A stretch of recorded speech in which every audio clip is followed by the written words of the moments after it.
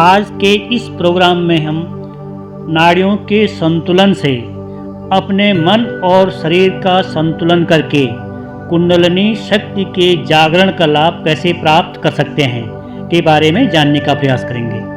तो सबसे पहले हम यह जान लेते हैं कि जब हमारी दाएं नाक से श्वास खुलकर आए और जाए तो इसका मतलब ये हुआ कि हमारी पिंगला नाड़ी एक्टिव है, और यदि हमारे बाएं नाक से श्वास खुलकर आए जाए तो इसका मतलब ये हुआ कि हमारी इड़ा नाड़ी एक्टिव है और हमारे शरीर की ये दोनों स्थितियां असंतुलन की हैं। मगर जब हमारे दाएं और बाएं दोनों नाकों से यानी दोनों नाकों के छिद्रों से श्वास खुलकर आए जाए तो इसका मतलब ये हुआ कि हमारी सुषुम्ना नाड़ी चल रही है।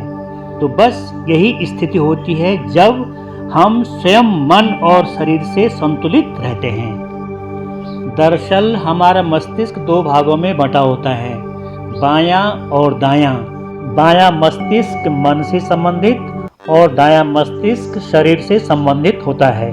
बायां मस्तिष्क इड़ा नाड़ी से और दायां मस्तिष्क पिंगला नाड़ी से जुड़ा होता है।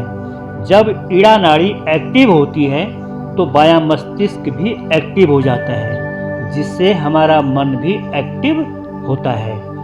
और जब मन एक्टिव होता है तो कई प्रकार के विचार उत्पन्न होते हैं या मन चंचल रहता है, कल्पनाएं उत्पन्न होती हैं। और यदि पिंगला नाड़ी एक्टिव होती है तो हमारा दायां मस्तिष्क एक्टिव होकर हमारा शरीर भी एक्टिव हो जाता है। फलस्वरूप हमारे शरीर में खुजली, दर्द, अकड़न आदि जैसे विकार जो उत्पन्न होते हैं। ये दोनों स्थितियां एक पक्षीय हैं, जिससे हमारा शरीर असंतुलित और स्थिर रहता है।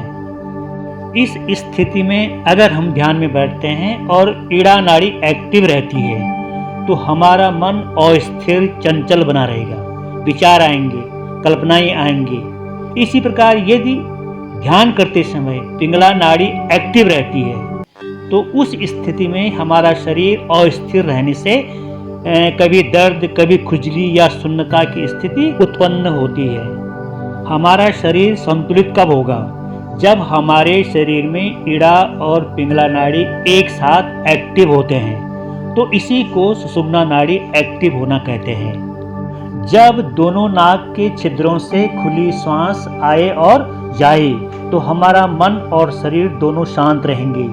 यही समय ध्यान के लिए सर्वश्रेष्ठ होता है, क्योंकि हमारे मस्तिष्क के दोनों भाग एक साथ एक्टिव रहते हैं। इस समय ध्यान करने से चेतना शक्ति जागृत होती है और ध्यान में अधिक गहराई आती है।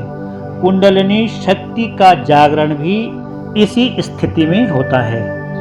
ध्यान के समय हम मूलाधार पर अपना ध्यान केंद्रित करते हैं और मूलाधार में पहुंचने के लिए हम अनुभव से दोनों नासिका से होकर भ्रुकुटी से होकर आज्ञा चक्र में और फिर उसके बाद सीधे नीचे मूलाधार में पहुंचकर ध्यान करते हैं। उसके बाद धीरे धीरे मूलाधार चक्र में ऊर्जा उत्पन्न होने लगती है, मगर उस समय यदि इड़ा नाड़ी एक्टिव है तो वह ऊर्जा इड़ा नाड़ी में चली जाती है, या पिंगला नाड़ी एक्टिव है तो वह ऊर्जा पिंगला नाड़ी में चली जाती है, और इस ऊर्जा का पूरा लाभ हमें नहीं मिल पाता है।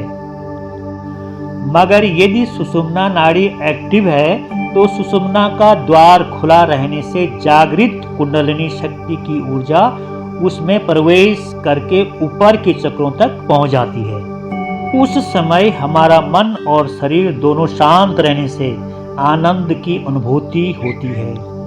तो जब भी ध्यान में बैठे हों या अन्य समय हो, यदि आनंद आए तो समझ लेना चाहिए कि उस समय आपकी सुषुम्ना नाड़ी खुली है। इसलिए ध्यान में बैठने से पहले अपनी सुषुम्ना नाड़ी को एक्टिव कर लें, फिर ध्यान में बैठें। इससे ध्यान में अधिक गहराई में प्रवेश कर सकेंगे। आज का ये प्रोग्राम समाप्त होता है। आपको कुछ लाभ जरूर हुआ होगा। धन्यवाद।